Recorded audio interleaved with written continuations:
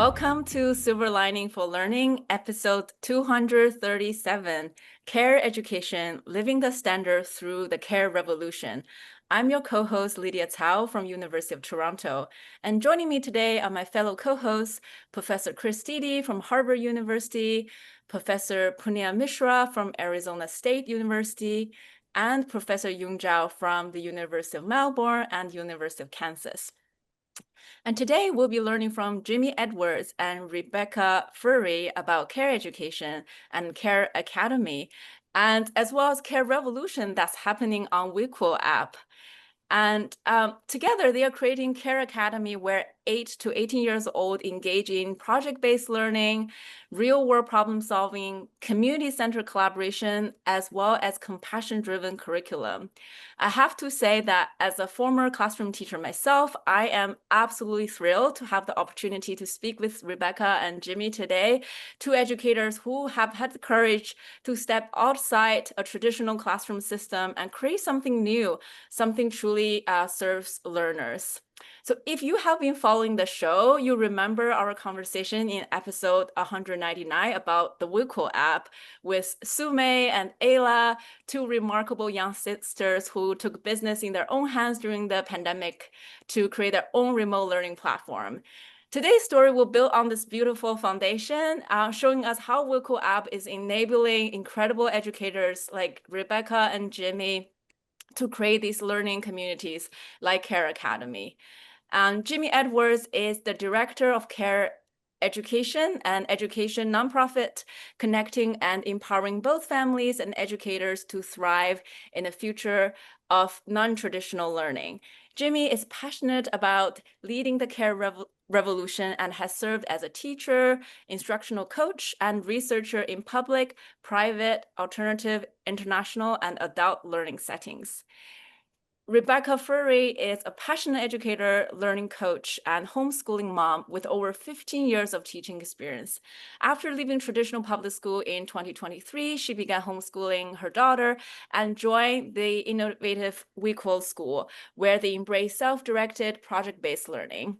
In 2024, she founded Wiquo Academy, a part-time learning center in Northern Virginia, where she now collaborates with Jimmy Edwards to create real-world project-based learning experiences that empower students to grow with confidence, curiosity, and care. So Jimmy and Rebecca, welcome. And before we start, do you mind say a few words about yourselves and also tell us the background story of Care Academy? How did you two meet one another and decide partner in this alternative education? Sure, thank you. And thank you for that introduction. We're so excited to be here. We can start a bit with the background of Care, or how we came to want and learn, get to know one another and partner. Well, I guess it all started with stepping away from public school, which that in itself is a long story. But basically, a couple years ago, I took the step to begin homeschooling my kids, since public school was just really not working out for either of them, or for me as an educator, for a variety of reasons. And in doing so, I happened to meet the Wiquo family as my first introduction to homeschooling. They happened to be local, and they invited me to check out Wiquo app. I was blown away by the project-based learning that Sume and Isla were doing, and we very quickly found a community on the app and started experimenting with that different way of learning. And fast forward a little bit, Jimmy also discovered Wiquo app and was very curious about what was happening. We started discussing and collaborating, and about a year ago, we started our own in-person version, and with project-based learning with my own kids, as well as like a small cohort of learners, mostly middle school age. And Jimmy was our project-based math coach extraordinaire, which was fabulous because math is admittedly not the passion and strength of my own family. But he just weaved that in really remarkable ways, and then went on to share his care philosophy and framework, which resonated with me very deeply. And as we began collaborating more and more, we developed a stronger partnership, and now we're launching Care Academy. Yeah, absolutely. And first of all, thank you for having us here, everyone. Like Rebecca was saying, we met at the beginning of last year in 2024. I was serving as an instructional coach in the public school system here in Virginia, US.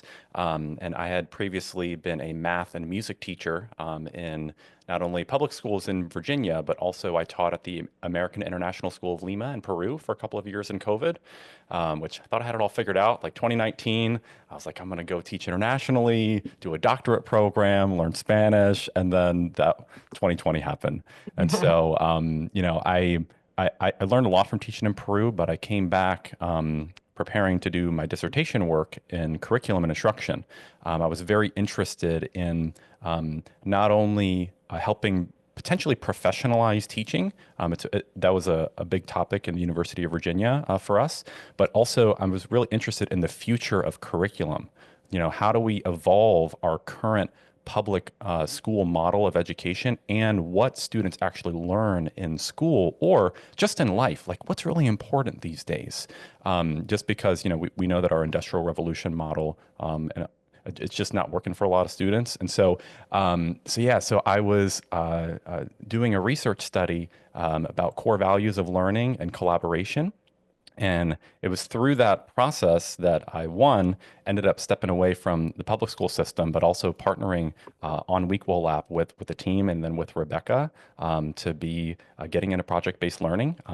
I have just loved working with Rebecca, and she's a visionary, but she also is very well connected in the Northern Virginia area. And so I've just enjoyed really partnering with her and really helping a lot of students. So we're excited. Likewise. I'm wondering if you can unpack the notion of care for us.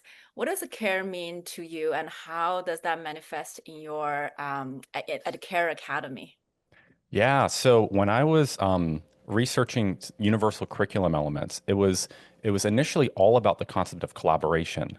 This idea of collaborative, rigorous learning seemed to be an orientation of learning where we're literally living and learning better together in groups and trying to understand and almost have standards, implied standards, and good definitions of components of that. For example, these core concepts of collaboration, of trust, support, ownership, synergy, and celebration, those came as these themes of a framework for good collaborative learning.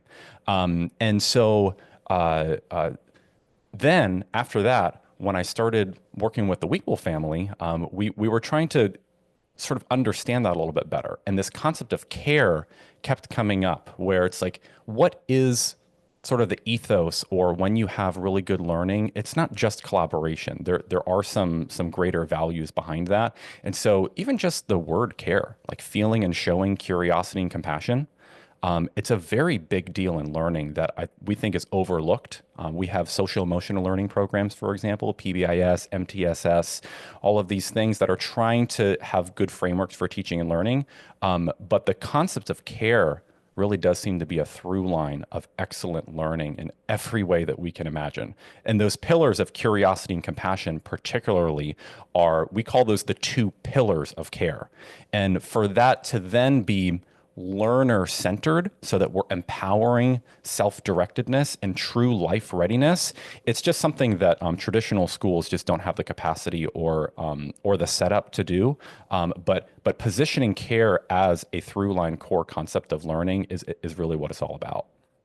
And that really resonated with me as a mom and as a teacher as well. This concept of care, this curiosity and compassion is sort of like the missing component because as I saw with my own neurodivergent kids and many of my students, the social emotional learning is such a need. And yet, despite public schools' attempts to address it, you know, depending on where you are in perhaps good or not so great approaches, it's simply not at the core. It's not at the core. And Jimmy and I really believe that that emotional intelligence is where everything flows from, that creativity, the intellectual growth, et cetera. And I feel that that is what we are really embodying at Care Academy. We're building from there for that self-directedness. Thank you. I think Punya has a question. Yeah, just a quick comment. First of all, I was just looking through our archives because so many of the things that you said resonate with so many other episodes that we have. But one that Oh, really wow. stood out was episode 64 back in 2021, where we had Peter Gray and Bria Bloom speaking about unschooling. And, I think you might find that episode really interesting. And I'm sure you already know of the work Peter Gray Peter does. Gray, yes. Yeah. Yeah. So anyway, so that was a connection. But I we had this amazing episode about the Weekville story with Ayla and Sume, which was insane. I mean, just to Yeah. hear those two They're little amazing.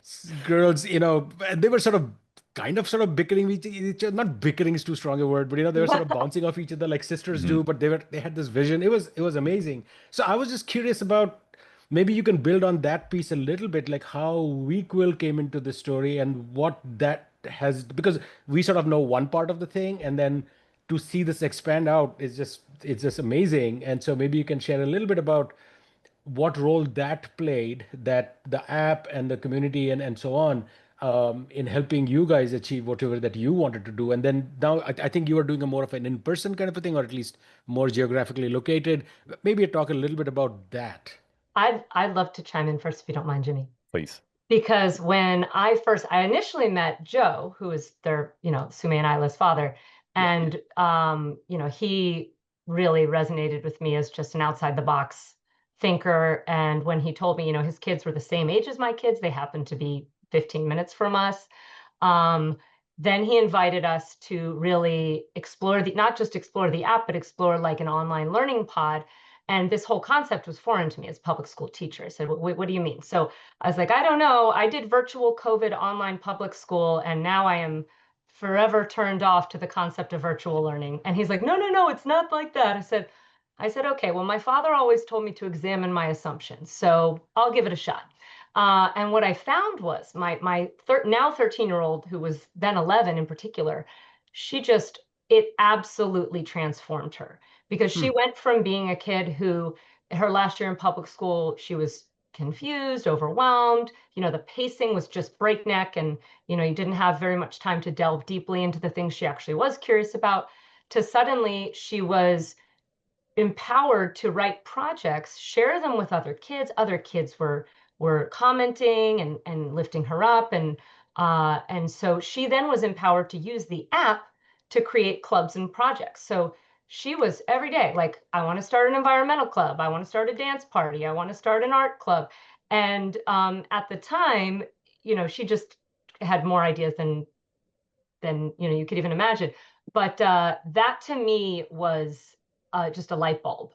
And and observing these other kids in the learning pod who had been at it longer, doing this demo days, and I'm sure Sumi and Isla described that, their confidence and poise and articulation and just astounded me. And having worked with kids the same age, I'd come out of teaching fifth, fourth, and third graders most recently.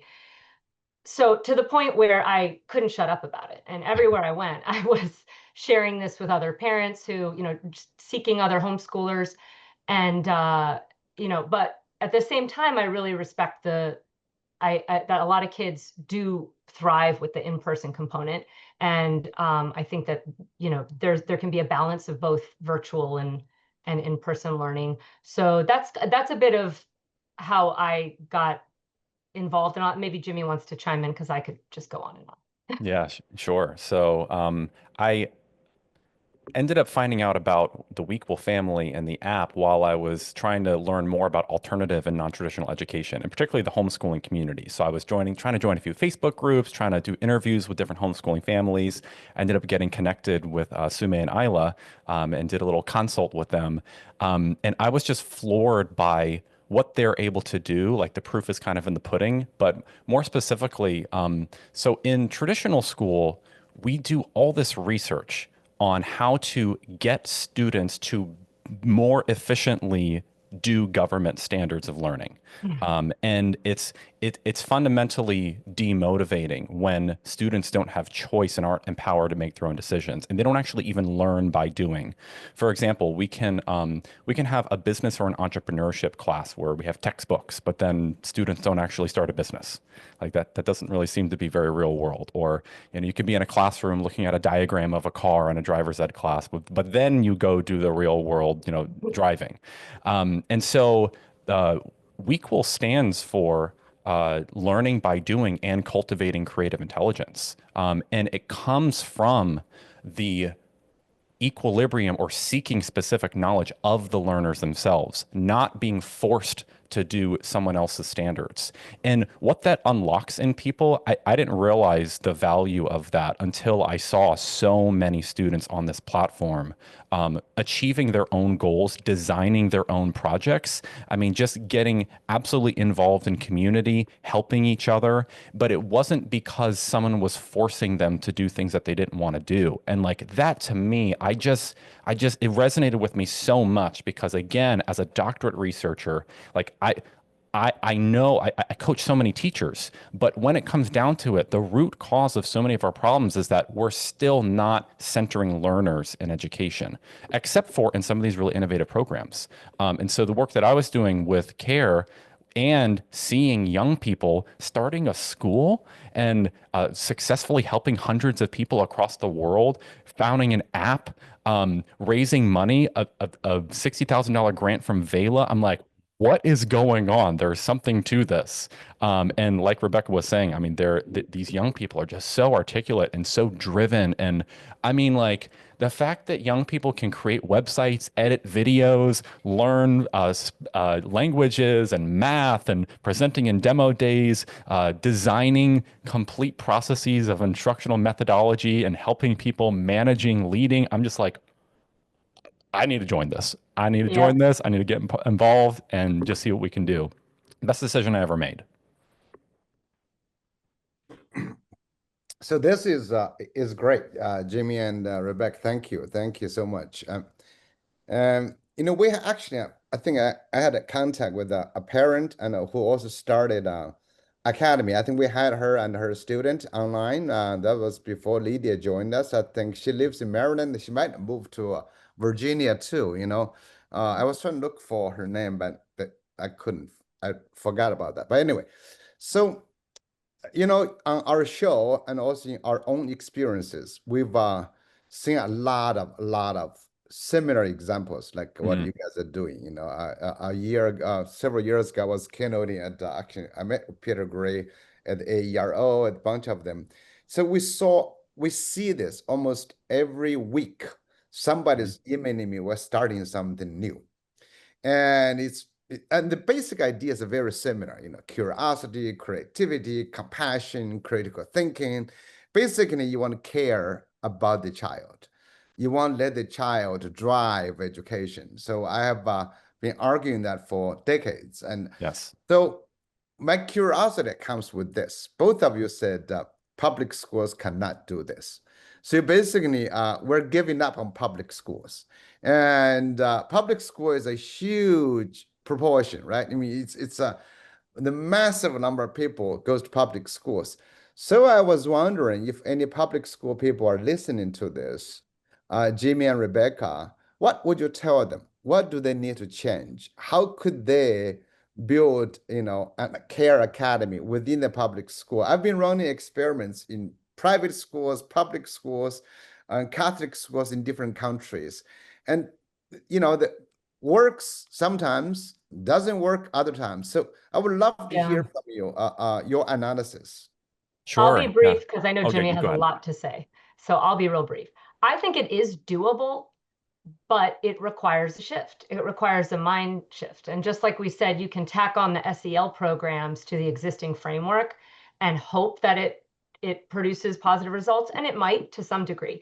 But if it's not like a core part of the values, it's very difficult to achieve that self-direction, motivation, et cetera, that we've been describing. So, if you think about how much funding goes to certain things in public school, if that were shifted, if enough people recognize that, I think it is doable. But it currently, I had to serve my own children, and so I'm just building peers around them and helping those that I can in my own current new network. But I'll have Jimmy take over from there. Yeah, so this is a great question. I think one, I can share that as I was developing effectively a PBIS, or a positive behavior and intervention sports program, which was kind of like, it wasn't supposed to be a band-aid, but it was a culture initiative for two schools that I was working at. We served Title I students in two schools who had drug issues, violence, chronic absenteeism, and this care culture, having this initiative where we're actually promoting the concept of care across the whole school and in classrooms. It was very successful in terms of like what traditional schools think of as like behavior, and even academic performance. So that was like what I was focused on. It wasn't necessarily about project-based learning, which is why I'm very excited to be working with on Weequal app, for example. But also the idea of the standards in themselves at the state and national level, because right now the public doesn't have an understanding about what good learning even really is. And so there's a big root cause where we have this focus on standardized tests, which we already are kind of obsolete at this point.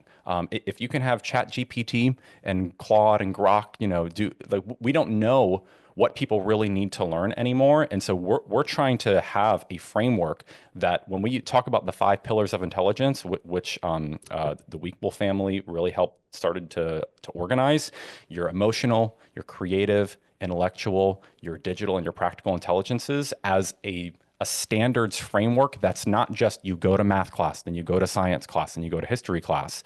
But, for instance, Jay, one of Rebecca's children, designed a project about cremation and the trends of this huge science project, where I worked with her for project-based math coaching to design a mathematically accurate graph for the trend over time that was appropriate for an algebra class, for example. And we can take what is in that project and map it to multiple traditional course standards to show through multiple projects. We can take almost like an IB interdisciplinary approach to achieving certain learning standards that are traditionally thought of as like, oh, well, that's for science class. Oh, when you do music, that's for music class. But if you have real world projects that are actually meaningful, it's going to incorporate multiple traditional course subjects, and we can demonstrate these concepts like critical thinking, like creative thinking, with a better understanding that even if you have a math class, for example, that doesn't mean you're doing critical thinking. That's a big misunderstanding. Like we have these labels for things that sound good in curriculum and standards, but that doesn't really mean anything. So if you're doing calculator problems over and over again and clicking C and submitting, that's not necessarily critical thinking. So better understanding what that is a big initiative for care education. And Chris, you have a question? Yes. One of the really interesting things that varies in education is age groupings. And the one-room schoolhouse, right, had all the ages under one roof. That's where we started. Models like True Montessori have three grade levels put together, and people stay in those grade levels under the same teacher for the 3 years. You see districts that have middle schools and that don't have middle schools, and sometimes it's grade 6 that's the transition, and sometimes it's a different grade that's the transition. And I was struck by the fact that you said ages 8 to 18, which certainly gets you into, the sort of apples, oranges, and grand pianos stages of kids. So how do you think about age groupings, and what do you see happening in practice? Oh, I love that question. And this has been really interesting for me too at Care Academy, because essentially the reason we say 8, it actually varies. It could be 10. Basically, Jimmy was talking about the pillars of intelligence, the emotional, intellectual, digital, practical, and creative. What we didn't talk about so much was the core. So the reason that we don't necessarily welcome in 5, 6, 7, and some even 8 or 9-year-olds is the idea is that they're already at least reading and writing, the basics, and, have some basic computer skills, things like that, so that they can take off with self-directed learning with our coaching and mentorship. But one thing that I have found great is we have, for example, a 9-year-old who is a very mature 9-year-old, and we have a 13-year-old who is mature in some ways, but perhaps not quite so academically advanced in others. And we've had the 9-year-old mentoring the 13-year-old on how to apply the math for her business and her cafe. And then we've on the flip side, we have a 15-year-old teaching a 13-year-old how to play guitar. So it's flexible in grouping. We do have times that we're all together. We feel that the morning meeting time is really essential to kind of build that community and that trust and support through some of those emotional intelligence activities, et cetera. But then there's also time for them to work collaboratively in not necessarily strict age groupings, but maybe maturity and interest based. And those can also change based on like book clubs or if they're doing a workshop, because we also offer workshops around different topics so they can explore different things like art or history, et cetera, that are interdisciplinary. What I think is really fascinating too is that, we don't even view learning as something that only people 8 through 18 do. Right. For example, all of the faculty that are involved, like on Weekwell app, for example, we're writing projects. We're doing real things in the real world, and we're modeling that and seeing young people, younger than 10, doing real world projects that are adding real value. So when we had Callow, one of Rebecca's daughters, she did this international night project, and we all pooled resources together and did this huge program one night in May. It was fantastic, and everyone was involved. So there was no idea that like, oh, well, third graders are doing this. And, Right. Kids don't even view it like that either. And adults are invited to create value, novel and useful projects in the real world as well. But there definitely is a social element to having like same age peers. And there are, like cognitively, Right. things that, what can a 2-year-old do versus an 18-year-old? So absolutely, there is some level of that, but the idea of caring and adding value to the world is quite universal. I like the way you're thinking about it because one of my observations, not just in schooling, but in life, is that if you get a multi-age group together, every single person knows something that the others might benefit from. Right. Yeah. And it's like a family. Yes. And in fact, that to think of yourself not just as someone who is an apprentice, but also someone who's at times a mentor, no matter what your age is and what your life experience is so far.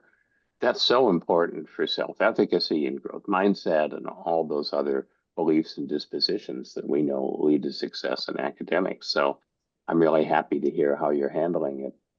We learn every day from people who are younger than us. I was just going to say, I've been so humbled, but Yeah. empowered at the same time, because I don't know anything about 3D printing, but I had 2 11-year-olds figure out how to build one together this year and teach me.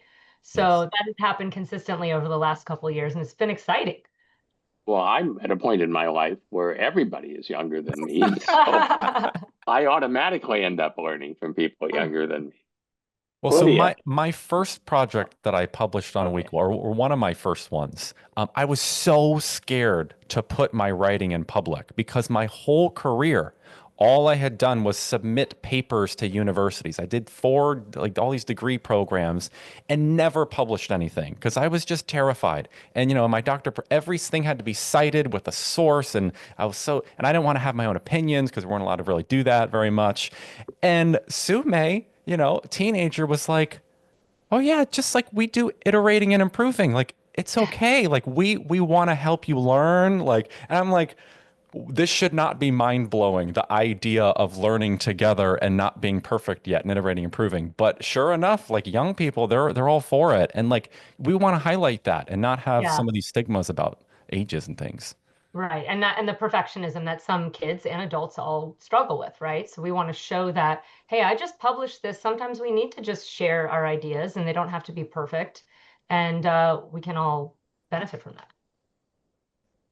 I resonate with everything that you've shared so far. And one thing that we recently learned from research is actually when we bring kids across different ages together, it's actually a resource for learning rather than a barrier. Because traditionally seen as a barrier, in our research, we brought a grade 1 class, like 6, 7 years old, with grade 9 class, like 14, 15-year-old. It turned out that it's a huge resource that benefited both parties. We'll think like, oh, is the older kids just mentoring the younger ones, but actually the younger ones are offering really creative and mind-blowing ideas that really help the grade 9 student also once they're thinking. And also the grade 9 students start to say that, well, like we need to give our the best. This is not just for school. We're doing this for others. We're doing this for younger ones. We need to be a good role model for them. So it's just the power of cross-age learning, how empowering it is when we can teach someone about something. Another huge piece I heard is about agency. To be honest, I didn't feel I have true agency in determining where I want to go, what I want to learn till I got to a PhD level. That's when people tell you, well, now it seems you have Oh, followed yeah. enough that you proved yourself. You can like maybe have your own creative mind to think of something new. And that's like, I have to say that doctoral experience is really liberating for me, that I feel I can contribute my own thoughts, my own creative idea, and maybe help others. And I think we should give people the freedom to do that at a very young age. And the one thing when I was teaching, I don't know, Rebecca and Jimmy, you hear that a lot, is kids asking me, Miss, can I have some free time? And like I get that every single day because kids are just yearning for agency to create, to do something that's come from Yeah. them. So I just have to say I'm really, really just amazed by the work that you're doing. So my question for you next is like, if today I walk into Care Academy, what would I see? What would I hear? What is a day like? Can you describe that for us? Sure. Yeah. So, we spent the last year sort of experimenting, and we certainly like had certain elements that have stayed consistent, and others we've been iterating and improving ourselves, right?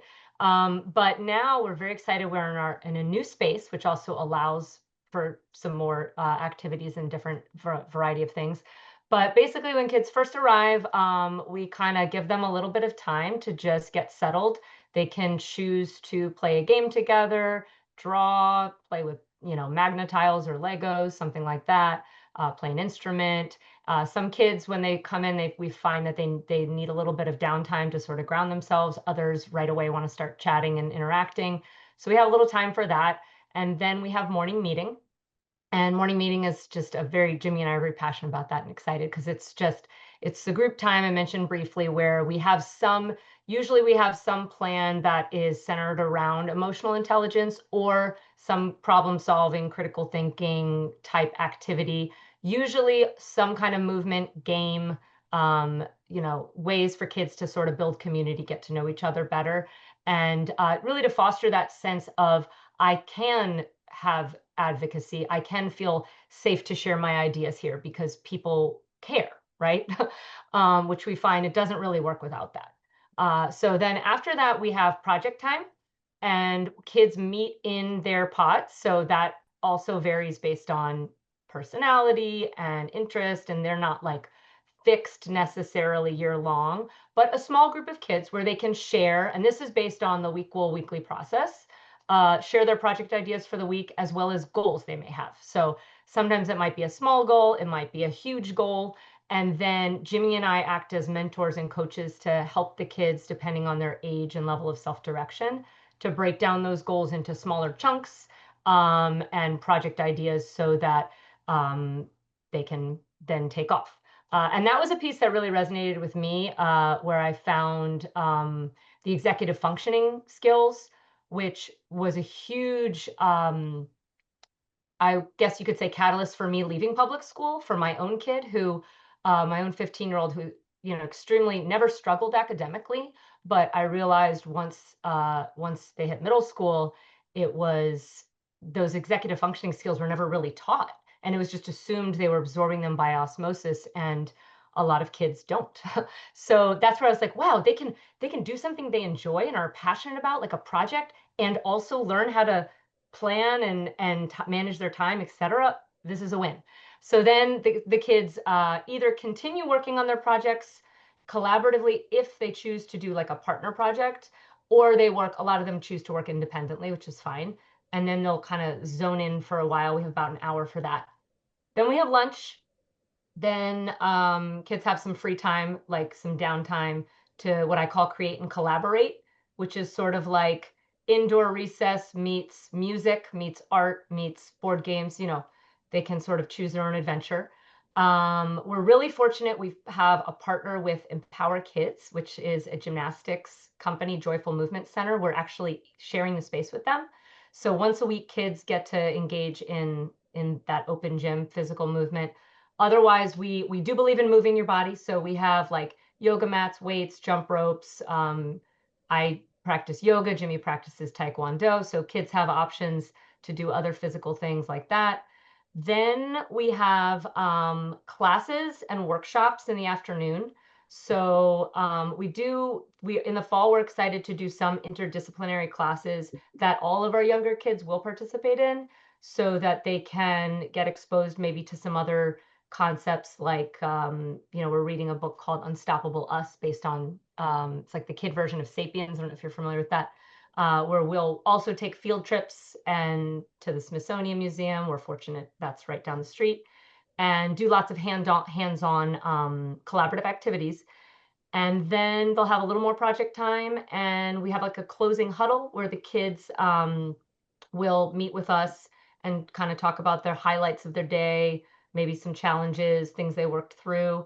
And we also really want them to celebrate one another. So if they notice somebody else that was really compassionate or curious throughout the day, we want them to like shout each other out. And so what I think is really powerful about what Rebecca is talking about, so we've talked about, can this work in other settings and at scale? Like, it's still very much centered around what the learners would like to learn and how they want to make change in their community. However, we do believe in all five of the pillars of intelligence and the core. So it does kind of help to have these moments of exposure where it's not completely unschooling, for example, even though we are very strongly believe in empowering young people. But, if someone is not initially interested in something, you don't want their whole life to go by and they're never exposed to like lots and lots of truth about the world. So, Right. so we do try to sprinkle that in. But this kind of setup, especially when young people are have responsibility and ownership of their decisions, they're one of the points of pushback is like, oh, well, we can't trust young people to make their own decisions. We need to tell them what to do. They need to have checklists. But we found that if someone's getting really into something, they're going to go wild with it. Like for example, like Callie even did that cafe, and she just went to town, like preparing, and she was asking us for help, but she didn't need a lot of hand holding other than the support and resources. So this absolutely can be done. It also doesn't take that many resources, which is why I'm very confident in the almost scalability of project-based learning, because right now we waste so many dollars to pay for-profit companies to make assessments, to have administrators handle not only staff but student behaviors and things that shouldn't be barriers, because again we're forcing students to do things that they maybe shouldn't be doing in the first place. But if they have the opportunity to design projects that are even in part funded by curriculum dollars, like what kid wouldn't want $50 to start their own little business, or to publish a book on Amazon but they just don't know how, or to launch up a project where they can actually collaborate with students from other schools or around the world, or have coding an app, having time that's actually in their schedule where they can do that. And so like to me, like it's a very powerful, like sweeping revolution that needs to happen. And it comes from understanding that the students deserve to have choice. So those are beautiful, especially when Chris talking about grades. You know, in this panel right now, we have about 30 grades in this panel right now. So we're learning from each other. And the what I've been advocating, trying is really around the ideas of personalized learning, Mhm. finding solving problems, and a global context of learning. So when you describe the idea we all learn from each other, in essence, it's to highlight the idea of the jagged profile of capabilities of knowledge, right? So you'll be great in some areas, you'll be stupid in others. That this is so.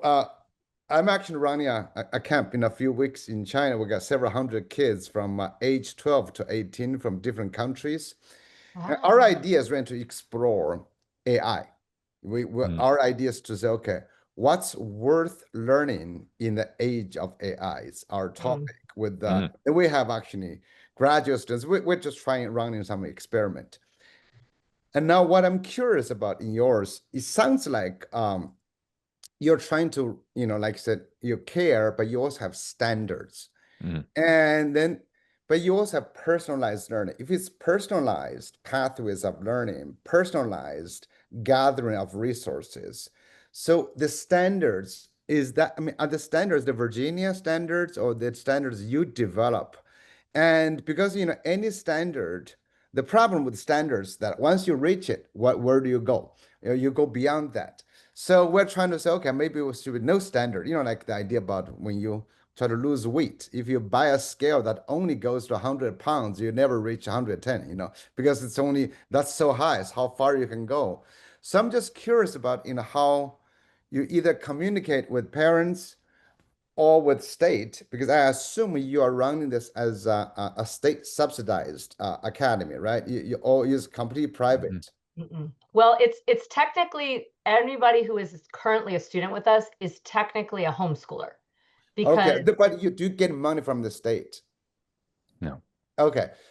But anyway, just explain to me how you deal with this idea of standards. Because when people talk about standards, the Jimmy. standards have to come from somewhere. Right. So my doctorate research was about trying to find consensus for core values underpinning collaboration. The Virginia in 2016, our General Assembly directed us to give due consideration to what we now call the 5 Cs. These are concepts that should underpin all learning, even within standards. So we have collaboration, which was a focus of mine, critical thinking, creative thinking, citizenship, and communication. One does not stop and reach communication and then they don't communicate Right. the rest of their lives. They are enduring concepts that are inherent within all learning that we do as people. Oh, sorry. One second. I think I might be frozen here. I You're want to get some frozen, but we feedback to hear see you, where Mom. I'm at. You're back. Suddenly my screen froze up. Oh, okay. Okay, I hear you now, Rebecca. It's fine. I can keep going. So, Oh, he did go out. okay. I All right. think I got Yeah. booted, but I'm back. Okay. Okay. All right. I'll keep I going. So what Care Education is putting forth are those Virginia 5 Cs, which we actually agree with. We love that. I mean, you can't say no to critical thinking. But we call it the 7 Cs. Our position is that we need to have these enduring concepts, also curiosity and compassion, which form the 2 pillars of care. And we put forth the 7 Cs as enduring concepts for all human learning. That's coupled with the 5 pillars of intelligence, which we're organizing our own standards around that also are not standards that one simply achieves. For us, so for example, within practical intelligence, let's say there's something related to personal finance within that, because when it comes down to it, money is very important to everybody. One does not earn a few dollars and then suddenly they know personal finance. So even standards within our framework are also enduring. So this is one issue that I have with what we call standards, is that you can have things that you can check off the box with. Like for instance, if we want people to be CPR certified, like yeah, you can do that and be done with it. If you want to show that you've memorized the quadratic formula, I mean, technically, you can sing the song x equals negative b plus or minus square root of b squared minus 4ac all over 2a. Great. But to have standards that are enduring and that have vertical articulation, so that maybe if you're a 5-year-old, emotional intelligence might involve using Yale's ruler model of intelligence to simply understand that emotions have pleasantness and energy. So you can label, I am feeling happy. Or I don't know what I'm feeling, but okay, right. well, maybe you're feeling angry or you're feeling rage. But emotional intelligence then might look a little bit different when you're 17 or as you go into adulthood. So in my personal position is that we need to organize standards that are not just check boxes, although we can have certain things we want to knock out, but that we want the public people to understand what does it mean to be well-rounded and learn about the world. It's definitely not go to science class, go to music class, and go home. And that's why we want to have regular communication and collaboration with our families. So at Care Academy, Jimmy and I meet regularly with the parents, with the kids. We want the kids to kind of reflect on, because also I've noticed, which is interesting, is coming out of public school, even one of my own kids at one point when we were kind of making the shift from, traditional learning to project-based learning, it was a little alarming to hear her say, well, I'm not really learning anymore though. And I was like, well, hold up, wait a minute, because in her mind, well, I'm not getting a grade now, and I don't know what class I'm in really. So it's also kind of working through with kids, communicating, well, these are values and standards that are, intertwined, and you're constantly cultivating, and to be able to look at a project they created and say, okay, well, what did I learn? How can I express this? Can I track my growth over time? Last time I incorporated some math in my business project, but I didn't really understand this particular component. And then the next time I built on that, right? And then having the parents as a part of that to see really a deeper view of what they're learning and how it's applicable and real world as well. So, well, first of all, I mean, English is a beautiful language. It has a lot of words start with C's, we start with 4 There are C's. just 7, Zhao. Yeah, well, like There's only 7. like Awesome. Michael Fullen added the fifth C, I thought when you said you wanted to 7 C's, I thought you want to add China and Canada. I thought that's Hey. but those, but actually from your description, at least my understanding is that you are not really doing standards. That's not a standard. It is in essence a domain of development. Huh. It is not really, you don't really have standards. Like when we say enduring standards, Yeah. it's an enduring domain of capabilities. It's not because once you have set up, if my English is my second language, so forgive me if I got it wrong. Okay. No, you're But doing great. once you have standard and you reach the standard, then you go to the next one. So the idea about it, no matter how many C's you have, is that in essence, I think what we're trying to do is to say, how do you assess? Because everybody, when you go around, they will say, well, how do you assess creativity? I just edited the journal. We had a creativity on AERA, and really, there are hundreds of assessment of creativity. None is good enough. So, do you assess actually your standards? Yes, we do. And there are a few things that looks like. For example, in our 5 pillars of intelligence, we do have rubrics. For example, even when I was a music teacher, you can assess, standards of rhythm, for example, and you can give qualitative feedback in different, levels of mastery. So we do assess. We provide feedback between us as coaches. We also have peer and self-evaluation tools. We also encourage students to engage in more formal sets of learning, like classes that are offered on Weequal app. Like maybe it'll be a month-long U.S. Constitution course because they just know they've got that gap. So the idea of also what you're describing as standards, versus domains, like that may be valuable, but we don't require that if a student has not yet, let's say they're 11 years old and they haven't memorized every country around the world, we wouldn't say, oh, well, you don't have that standard standard yet. How can an 11-year-old not know all, 200 plus countries? So I think something like domains might make a little bit more sense for the vocabulary.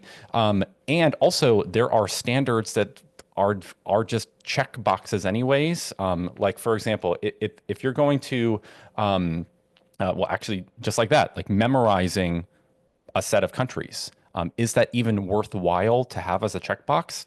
I'm not really sure about that. I also think this is a great conversation for the public to have about how do we set the North Star for learning at all? Because even the idea of curriculum versus standards versus competencies or even learning goals, there's a lot that we still have to learn as a sort of come together. We know what these things mean, but most teachers in the traditional school system, they just know that their county gives them curriculum and they have to get through it before the end of the school year. And even the assessments used are often contrived and not really deep and meaningful or applicable to much. Right. So yeah, and I think that was interesting what you said though about the domains, and it has me thinking that I think it's more about the feedback. The qualitative feedback, I think, for me anyway, is just really powerful because even if each project is just like one little snapshot of something that they've created, and sometimes it can lead to like a deep dive. Like I have one child who was very interested in anatomy this year, and there were multiple projects that were created around that interest, but it's not like they're gonna ever, in my view, oh, well, you met intellectual, you met emotional, you met all this, you're done learning, because I'm not done learning. So I think it's more about like the feedback and the self-reflection and having the families be a part of that conversation of like the constant creations. The So, five, oh, go ahead. two quick comments. So one, this thing, Rebecca, that you said that about your kid saying, "But I'm not learning." There's so much evidence of that, even in higher ed, where students who are engaged in project, there's research on this to show that students who are engaged in project-based learning claim to have learned less, even though they outperform students who have received direct instruction. Interesting. So they have actually understood and learned more. So that just underlining, sort of what you Yeah, and I said, that appreciate that. we have built these sort of ideas about what learning looks like. So that's kind of interesting in and of itself. I know we are sort of getting tight on time. I had a couple of sort of quick. I had actually one more comment, which sort of comes from sort of this idea from Dewey that that we all learn from experience, but not all experiences are equally educative. And that unless you bring in that element of reflection into the process, you actually don't know. So, which is again another point I think that you guys made, that you could engage in a very interesting project, but unless you step back and sort of ask yourself, what happened here? What did I learn? What did I not? That process actually is not educative in some way. It is, you might have gained some skills or practices, but there is that self-awareness of learning hasn't happened.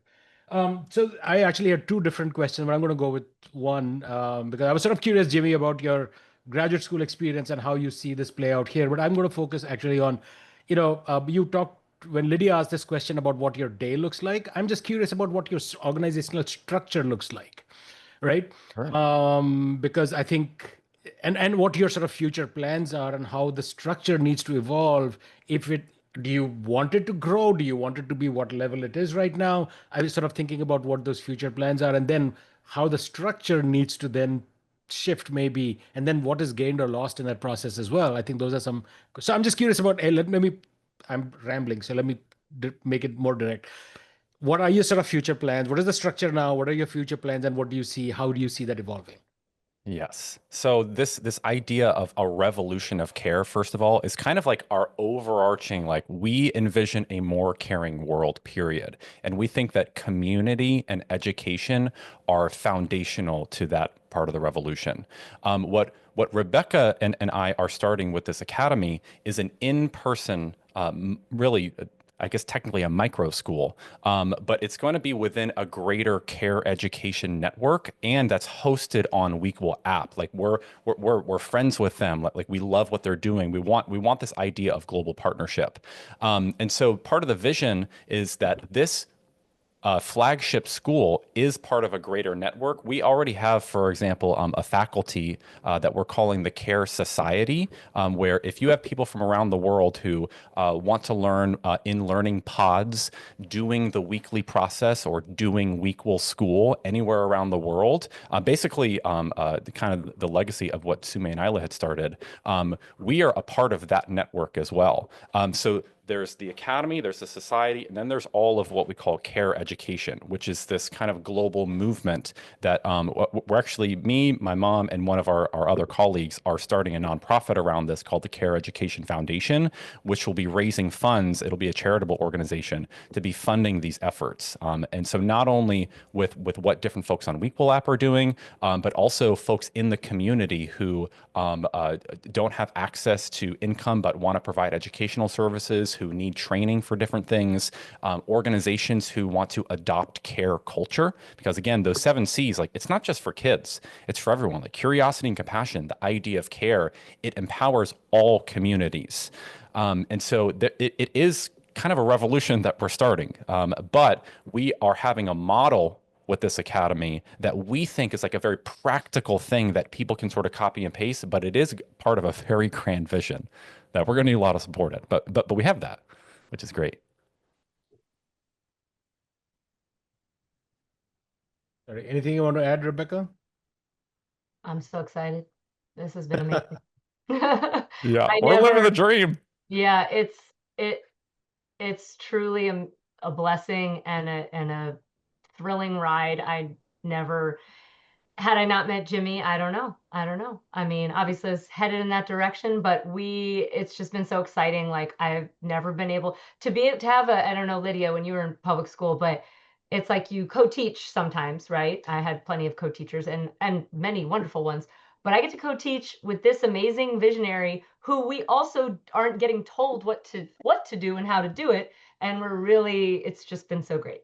And so you said something about 45 minutes ago that a lot of folks are doing similar things to us. I personally, with the foundation and with care education in general, I want to bring all of these groups together because we need a revolution at the root cause level. As much as I love alternative education, I don't like the idea of, oh, there's traditional and non-traditional, or Right. there's the public and private and homeschool. Like we truly need a worldwide revolution of care. And so I invite folks to get involved with us, to reach out. We've launched a website so that we can get connected with people.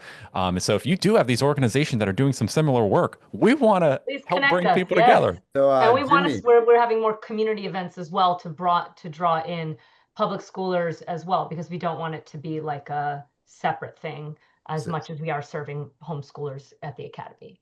so Jimmy and Rebecca, thank you. I just want to add, you're absolutely right. I think like big picture schools, Learn Life in Spain, Barcelona, and there's a big brand names. There are 2 issues with uniting all the democratic schools, innovative programs. I've been trying to build a school within a school program at University of Kansas called the Center for Reimagining Education. I think there are really 2 big challenges that if you want to organize this, I want to organize them. I want to help you organize them. The first challenge is that every innovator think they are more innovative than the other people.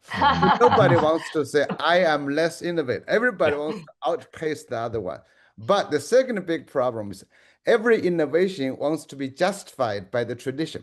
You say, well, we do non-traditional things, but our kids' test scores are great. So they do not justify their existence with the innovative standards or innovative measures. So those are the really 2 big problems. I've been examining this for decades. It's just everywhere you go, I'm more innovative, but I am as good as you guys, in a traditional way. But anyway, thank you so much. This is very enjoyable. Thank you. Yeah. Thank Thank you you. as well. Thank you so much, Jimmy and Rebecca. I always feel a little bit strange, like, calling such ecosystem as alternative education. I think we need to give kids great education, and I think that's what everyone deserves. So thank you again for your time. This conversation is really inspiring. Now I'm going to pass to Chris to introduce the next episode. Well, thanks to both of you for everything that you're doing, and we're happy to be able to highlight that.